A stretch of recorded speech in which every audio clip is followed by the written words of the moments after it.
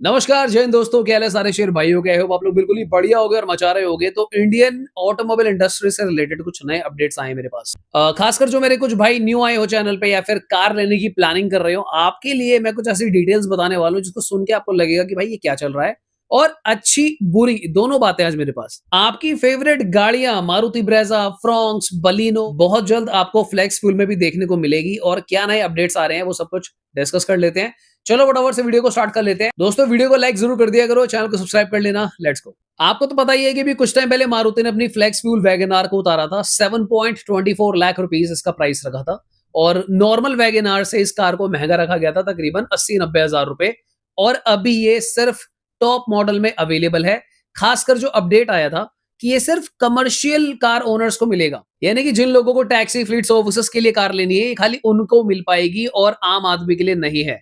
तो पहले अच्छी खबर यह है कि आज मारुति ने अनाउंस कर दिया है कि अब एक प्राइवेट कार बायर, यानी कि आप और मेरी तरह जनसाधारण नागरिक जो पिसी रहा है वैसे तो अब हम लोग भी मारुति वैगनार फ्लेक्स फ्यूल गाड़ी को खरीद सकते हैं। मैंने कुछ दिन पहले आप लोगों के वीडियो में कहा था कि ये बहुत जल्द ऐसा कर देंगे।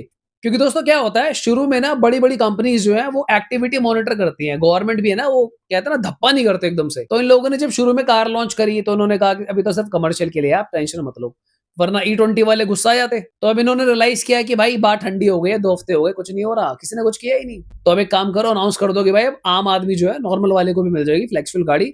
हालांकि जो न्यू कार बायर है उनके लिए तो ये अच्छी बात ही है, पर अभी भी राहत नहीं मिली है कि अगर आपको लेना है तो सिर्फ टॉप मॉडल मिलेगा और एक्स्ट्रा पे करना ही पड़ेगा। अभी तक मैं Fronx, Brezza, Dzire, grand Vitara इन गाड़ियों के बारे में बात नहीं कर रहा था कि ये फ्लेक्स फ्यूल का क्या होगा क्या नहीं होगा, पर अब बात करना जरूरी हो चुका है दोस्तों। क्योंकि दोस्तों आपको ऑलरेडी पता है कि वैगनार के अंदर इन्होंने इस बार 1.2 लीटर का 4 सिलेंडर इंजन दिया है जो फ्लेक्स फ्यूल में आ रहा है। अगर मैं बात करूं डिजायर की, उसमें 1.2 लीटर 3 सिलेंडर इंजन आता है। अगर मैं बात करूं बलिनो या फ्रॉन्क्स की, वहां पे 1.2 लीटर 4 सिलेंडर आता है।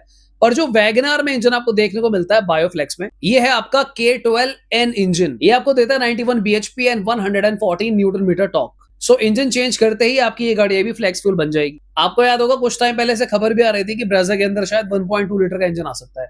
कोई बड़ी बात नहीं कि ये लोग क्या करें कि भाई यही वाला इंजन लगा दे फ्लेक्स फ्यूल का ब्रेजा में 1.2। अभी तक तो ये कंफर्म नहीं है, बट अगर ऐसा होता भी है तो एक सेपरेट वेरिएंट ही होगा, क्योंकि फ्लेक्स फ्यूल का जो पूरा का पूरा सीरीज है वो एक अलग ही चल रहा है।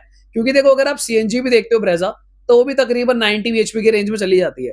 तो अगर 90 bhp का यहाँ पे बायोफ्लेक्स इंजन लगाते हैं ब्रेजा में पेट्रोल का 1.2 लीटर, तो इतनी दिक्कत नहीं आनी चाहिए। इनफैक्ट ब्रेजा सीएनजी में तो 87 bhp के आसपास पावर देती है, तो फिर भी ये 1.2 बायोफ्लेक्स जो है लॉजिकल हो सकता है। ये मैं आपको बता रहा हूँ फ्यूचर पर्सपेक्टिव के हिसाब से, जो मैं अभी सोच समझ रहा था।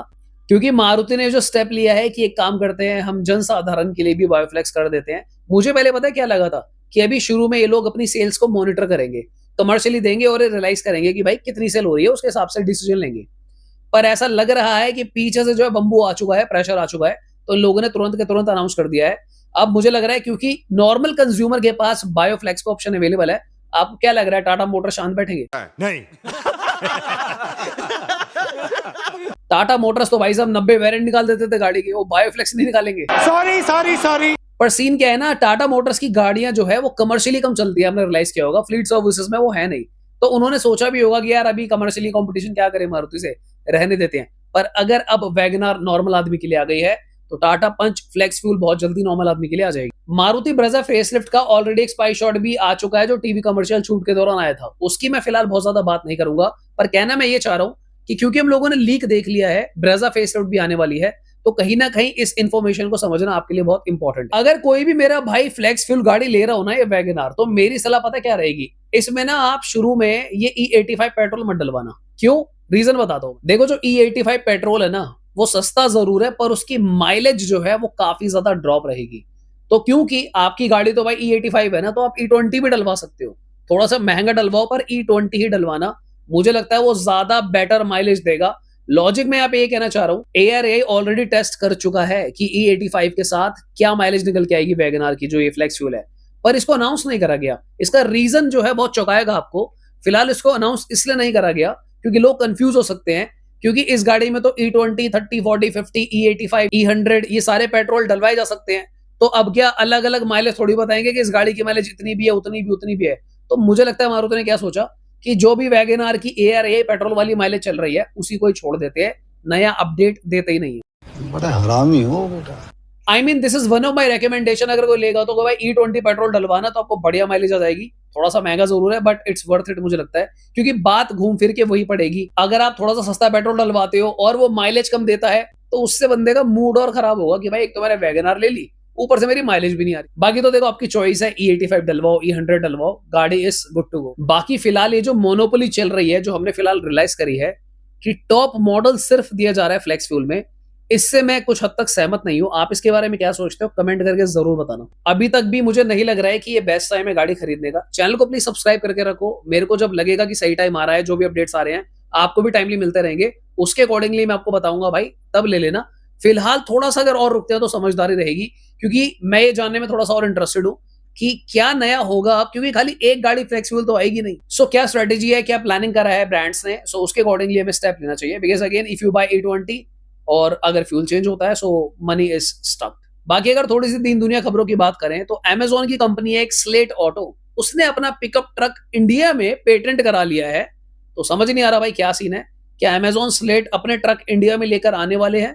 थोड़ी सी और डिटेल्स इसके बारे में भी आनी बाकी है, पर ये कुछ अतरंगी सा हुआ है तो मुझे लगा शेयर कर। मतलब अमेजोन से डिलीवरी लेते लेते अब अमेजोन चाह रहे हैं भाई लोग पिकअप ट्रक ही ऑर्डर कर देना एक दिन अमेजोन की ऐप से, तुम्हारे घर पे आ जाएगा। Hyundai की एक नई एसयूवी स्पाई हुई है, जो कि 4 मीटर के अंदर मिनी एसयूवी कॉन्सेप्ट के अंदर आएगी।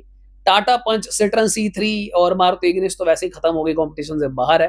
तो इन गाड़ियों की थोड़ी सी फील्डिंग ये सेट करेगी। ये जो मिनी एसयूवी Hyundai लेकर आने वाले हैं, ये टाटा पंच के लिए बड़ा खतरा बन सकते हैं, क्योंकि टाटा पंच जो है ईवी में आपको पता है बहुत अच्छा कर रही है। सरप्राइजिंगली ये जो आपको टायर देखने को मिल रहे हैं, 17 इंचेस के टायर लगा दिए इतनी छोटी सी कार के अंदर। इनफैक्ट अगर आप इसका स्टैंड देखोगे गाड़ी का, काफी अग्रेसिव, काफी बॉक्सी ईवी आएगी ये। कुछ लोगों का ये मानना है कि ये जो Hyundai की इंस्टर है, उससे जो है इंस्पायर्ड रहने वाली है। दूसरी तरफ कुछ लोग ये बोल रहे हैं कि इंस्टर ही जो है वो इंडिया में आ सकती है। पर जितना मैंने रिसेंट दिनों में रियलाइज किया है दोस्तों, कि Hyundai की जो बेयॉन भी है, ये एग्जैक्टली बेयॉन नहीं लेकर आएंगे, बेयॉन में कुछ चेंजेस करके लेकर आ रहे हैं। तो ज्यादातर इनकी जो गाड़ियां हैं ये थोड़ा सा चेंज करके इंडियन मार्केट में लेकर आते हैं। तो व्हाट डू यू थिंक कि Hyundai इंस्टर ही आनी चाहिए, या फिर इंडिया के अकॉर्डिंगली, इंडियन कंडीशंस के हिसाब से, जिस तरीके का मुजस्समा हमें पसंद आता है, थोबड़ा पसंद आता है गाड़ी का, उसके हिसाब से Hyundai को लेकर आना चाहिए समथिंग न्यू, या फिर you are okay with Hyundai Inster? Surprisingly इसका जो बैटरी पैक है वो भी आपका 45 किलोवाट्स तक जा सकता है। मैं थोड़ा सा वेट कर रहा हूँ, क्योंकि मैं बहुत एक्साइटेड हूँ इन दोनों ईवीज के लिए। जो पिकअप ट्रक आ रहा है अमेजोन स्लेट का, साथ ही में Hyundai इंस्टर का। सो एज सून एज मेरे पास सारी डिटेल्स आती है, I would love to do a complete video. Stay subscribed, EV के बारे में बात करेंगे। तो मेरे ख्याल से अभी के लिए इतना ही है इस Hyundai ईवी के लिए। क्या नया करने वाले हैं Hyundai, वो मैं आपसे आने वाले दिनों में जल्द बात करूंगा। एज आई सेड, सब्सक्राइब करके रखिए। ऑलराइट, तो फिर आज की वीडियो को लेते हैं दोस्तों, मिलते हैं दोबारा किसी और दिन। Thanks for watching, bye bye, take care.